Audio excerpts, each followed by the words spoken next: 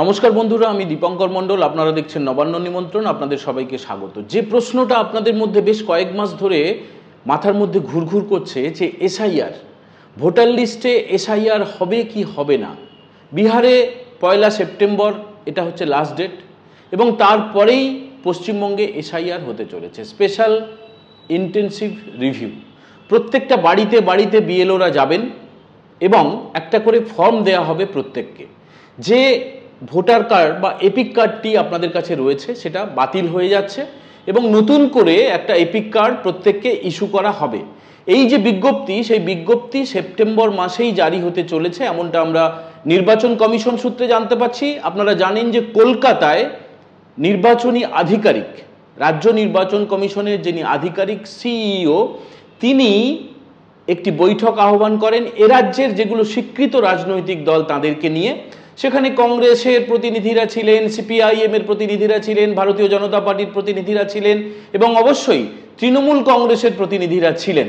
যদিও এই যে বৈঠকটি হয়েছে কলকাতায় সিইও দপ্তরে সর্বদলীয় বৈঠক, সেখানে কিন্তু বিভিন্ন বাকবিতণ্ডা তৈরি হয়েছে। সেখানে এসআইআর পার্টিকুলারভাবে উচ্চারিত হয়নি। শুধুমাত্র যেটা উচ্চারিত হয়েছে যে এ রাজ্যে যতগুলি বুথ রয়েছে, এই মুহূর্তে রাজ্যে ৮০,৬৮০টি বুথ রয়েছে এবং এই বুথ কিন্তু ৯৪,০০০ও পেরিয়ে যেতে চলেছে। কিভাবে পেরিয়ে যেতে চলেছে? এখন ১৫০০ ভোটার পিছু একটি করে বুথ, এই নিয়মে এখন এ রাজ্যে বুথের সংখ্যা স্থির করে রেখেছে নির্বাচন কমিশন।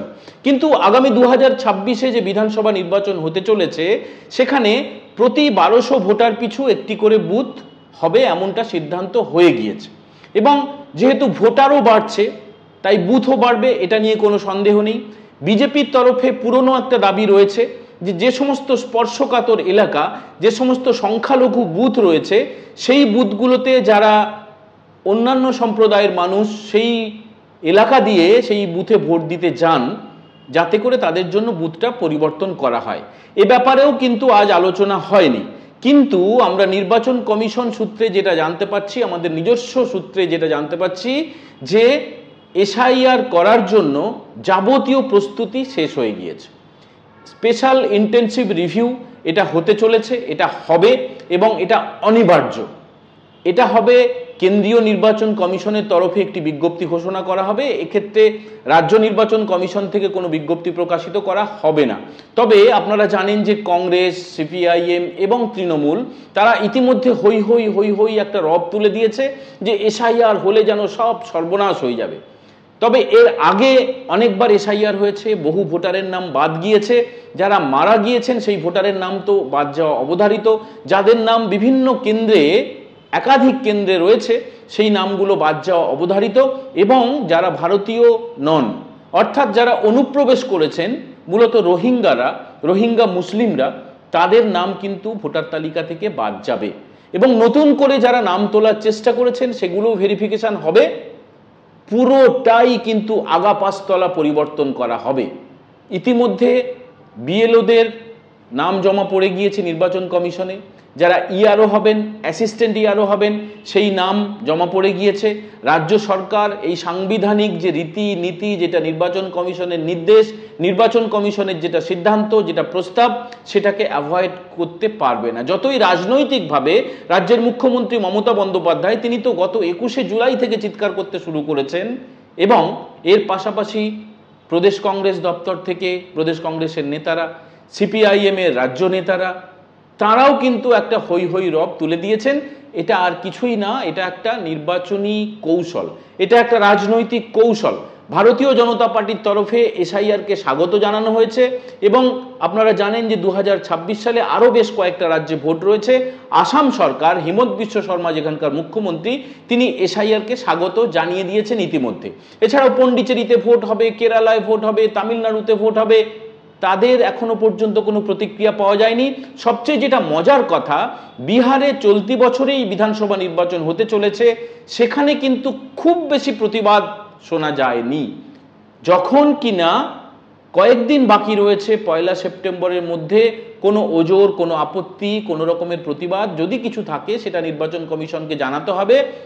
তখন কংগ্রেসের যারা নেতারা, তারা মিছিল করছেন, মিটিং করছেন, প্রতিবাদ করছেন। এতদিন ছিলেন কোথায়?